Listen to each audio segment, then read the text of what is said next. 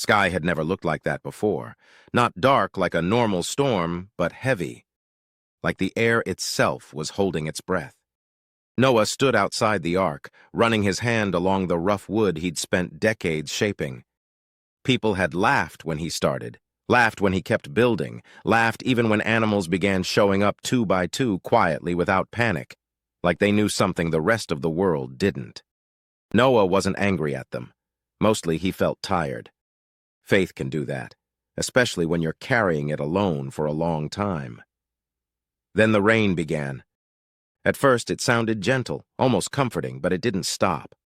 The ground soaked it up until it couldn't anymore. Rivers swelled, paths disappeared, and slowly the laughter faded into silence. Inside the ark it was dim and crowded. The creaking of wood mixed with the sound of rain pounding from every direction. Families huddled close, animals shifted and breathed. And in the middle of it all, Noah prayed. Not with big words, just quiet trust. Days passed, then weeks, water everywhere, no land, no horizon, just floating, waiting, believing. And then one morning, the rain stopped. The silence was loud. Later came the dove, first returning, then leaving and not coming back.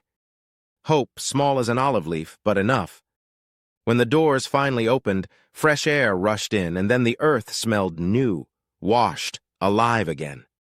Noah stepped onto dry ground and built an altar, not because life would now be easy, but because God had been faithful through the storm. And then came the rainbow, not a weapon, not a warning. A promise stretched across the sky saying, "I remember you." The story of Noah isn't just about a flood. It's about trusting God when obedience doesn't make sense, about holding on when the rain keeps falling, and believing that after every storm, renewal is still possible.